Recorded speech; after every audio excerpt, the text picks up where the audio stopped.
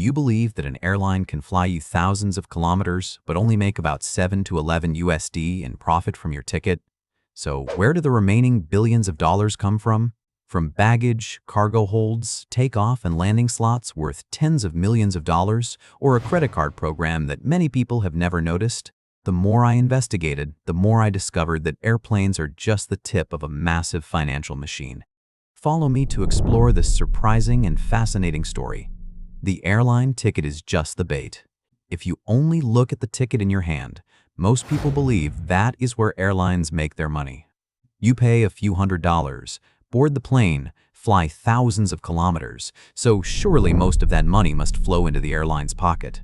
I used to think so too, until the first time I saw the financial statements that outsiders almost never get to see. An executive once smiled very slightly and then put a file down on the table. "Do you really think we get rich by selling tickets?" The room was silent for a few seconds. He turned to another page. "Look at the bottom line. The final profit from a passenger is only a few dollars left. There are flights with just over 7 USD. Better ones are around 10 or 11 USD. After hours of flying in the sky, after fuel, salaries for pilots, flight attendants, technicians, maintenance, airport fees, insurance, and dozens of other expenses, the remainder is so small that many people can't believe it. The strange thing is that this industry continues to grow. That was when I started asking questions. If selling tickets isn't the machine generating money, then what is truly running this hundreds of billions of dollars industry? The deeper I dug, the more different the picture became. Each airplane from the outside looks like a passenger transport machine. But when looking from inside the financial system, it is like a giant cogwheel created to feed many other revenue streams that passengers rarely realize. An industry expert once told me something I still remember today. The seat you are sitting on is not the product. It is just the ticket to bring customers into our ecosystem. At first, I thought that was just a boastful way of speaking. But the more I compared the data of dozens of major airlines around the world, the more I realized that statement was not an exaggeration at all. Selling tickets is just the opening act. The entire remainder is where the game truly begins.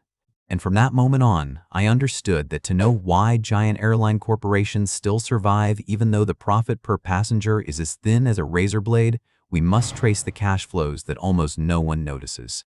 Every click has a price. After weeks of tracking financial balance sheets, I realized I had looked at it wrong from the very beginning. The airline ticket is not the end of a transaction. It is just the first door. A revenue manager of a major airline looked at a screen full of constantly changing numbers and said very calmly, "We don't sell a seat." He paused for a few seconds. "We sell every decision the passenger will make." That statement sounded confusing, but just a few minutes later, everything began to become clear. Right from the moment a person types their origin and destination on the website, the system quietly starts calculating. Not just the ticket price, but also how much more money that person is likely to spend throughout the journey. How many suitcases are they bringing? Do they prefer an aisle or window seat? Are they willing to pay extra to board the plane earlier? Will they buy Wi-Fi because they still have to work? Or will they choose a hot meal for a long flight?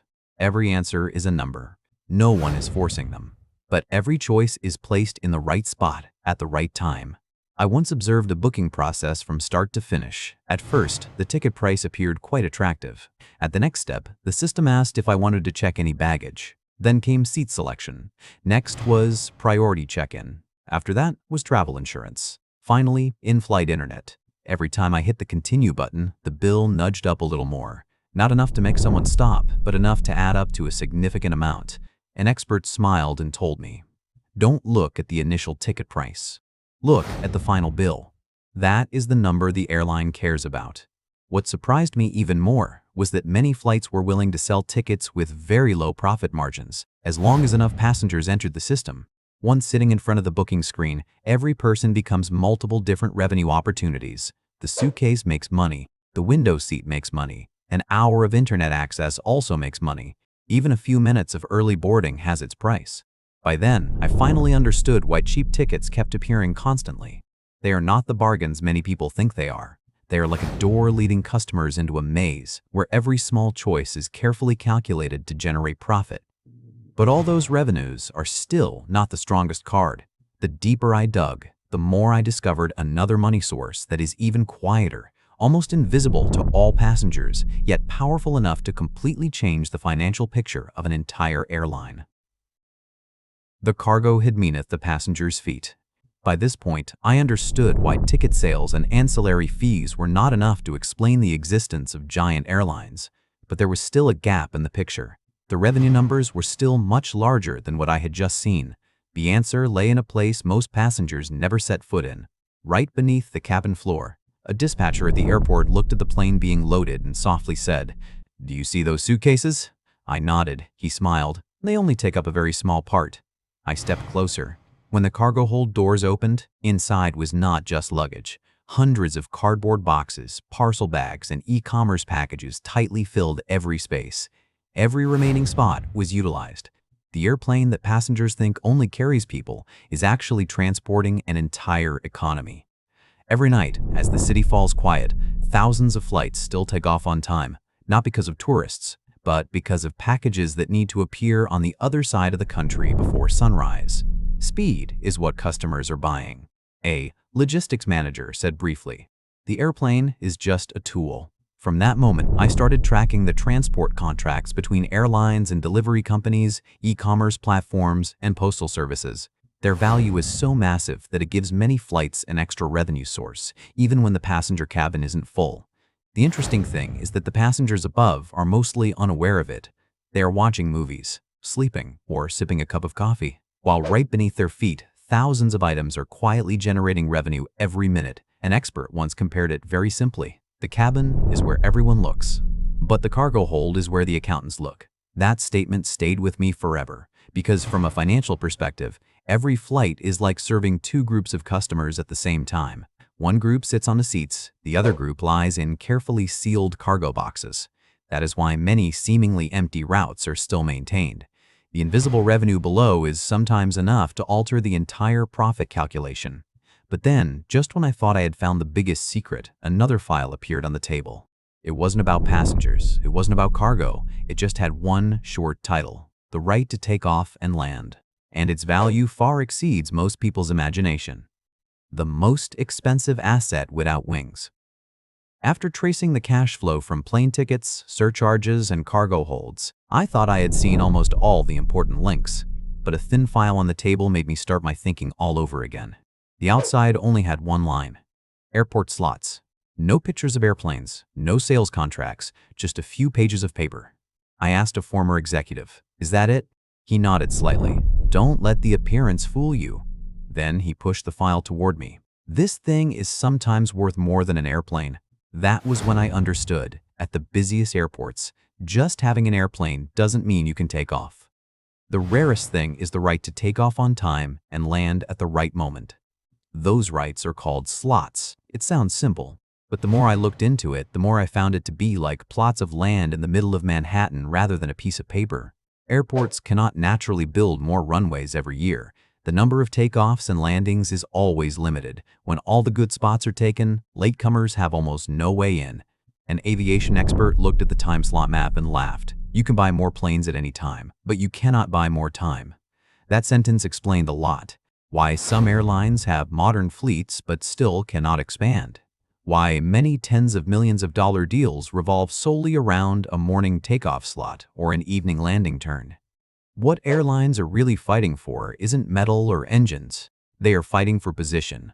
A flight departing at 7 a.m. is always more attractive than a flight at midnight.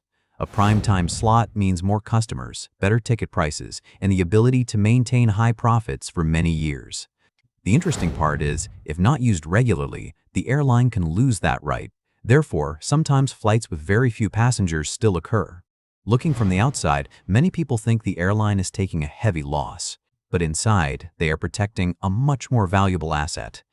An executive closed the file and said softly, "Planes can be replaced. Slots are very difficult." That was when I realized the real competition never took place in the sky. It started on the ground, where invisible time slots decide who will dominate a market for years to come. But even those rare assets are still not the most incredible source of money that airlines possess. Behind millions of loyal passengers lies a revenue-generating machine so massive that even the banking industry wants to join the game. the money printing machine that never leaves the ground.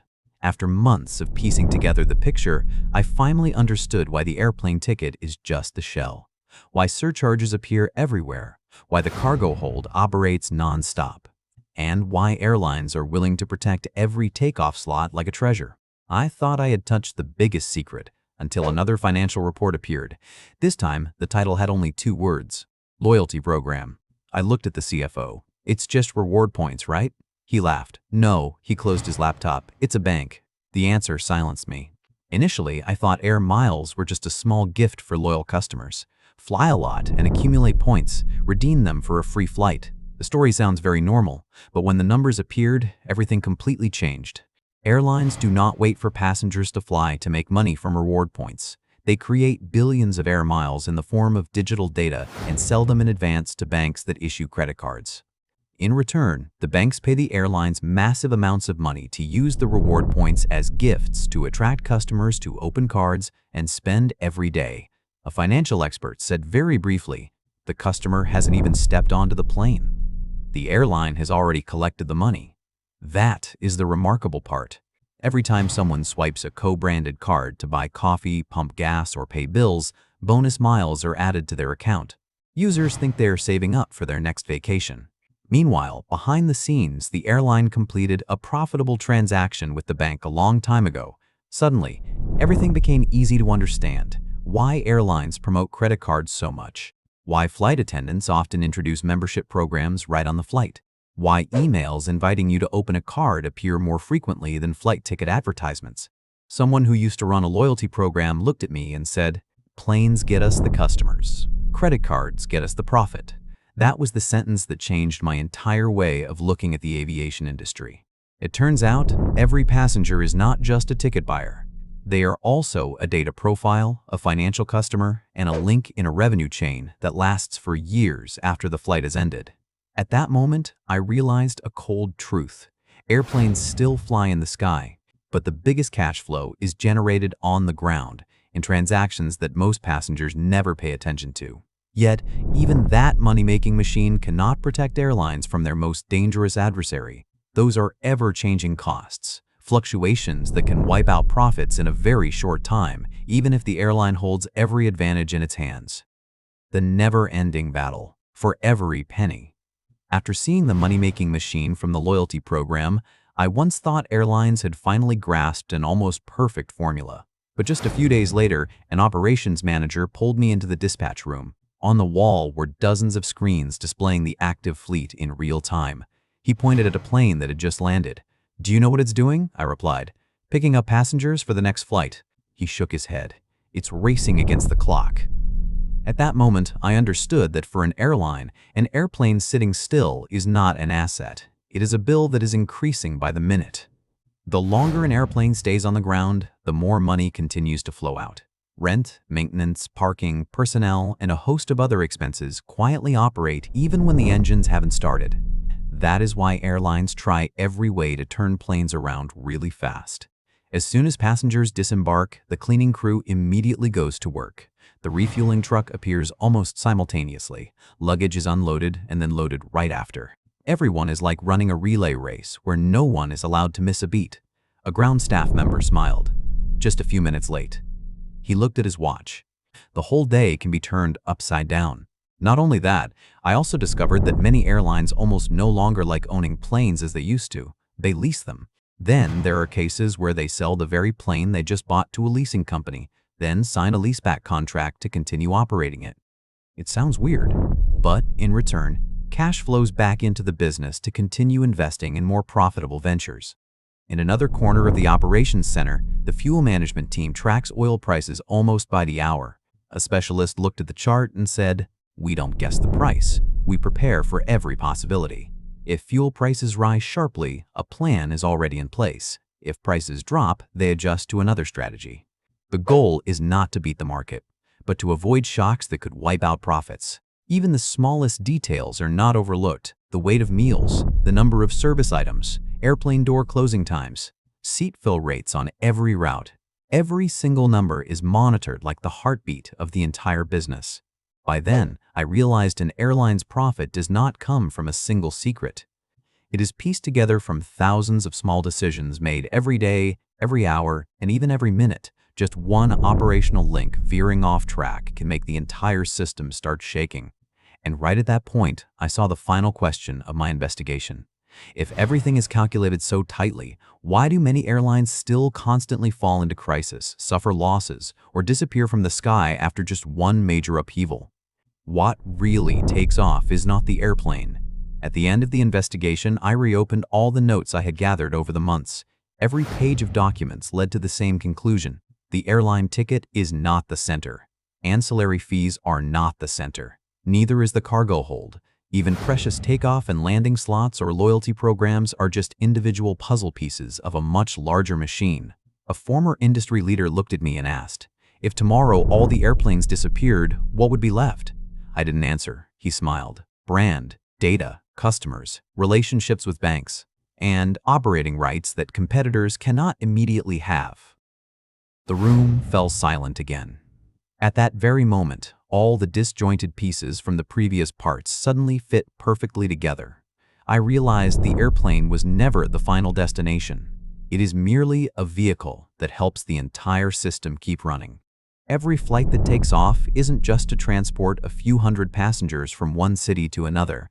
It also helps keep customers in the ecosystem, maintains brand value, protects operating slots, nurtures membership programs, and generates data to serve future transactions. An airplane lands, but the revenue chain of that passenger can extend for many years afterward. That was what surprised me the most. Perhaps that is why many airlines are still willing to endure immense pressure to keep their networks operating. They are not just protecting today's flights. They are protecting an entire ecosystem that took years to build. An expert once ended our conversation with a very short sentence. "Don't look up at the sky. Look at the balance sheet." After everything I had witnessed, I agreed with him. If you only look at the airplanes taking off one after another, it's very easy to think this is simply a transportation industry. But when tracing every cash flow, every contract, and every intangible asset, the picture emerges completely different. Modern airlines are essentially operating as businesses that own global brands, customer data, financial networks, strategic operating rights, and commercial relationships of immense value. Airplanes remain the most visible symbols, but they are just like the tip of an iceberg. The part that creates sustainable value lies in the intangible assets that passengers almost never see. And perhaps that is also the clearest answer to the question that had followed me since the beginning of the investigation. Airlines do not exist just because they sell flights. They exist because they have built an entire money-making ecosystem behind every one of those flights.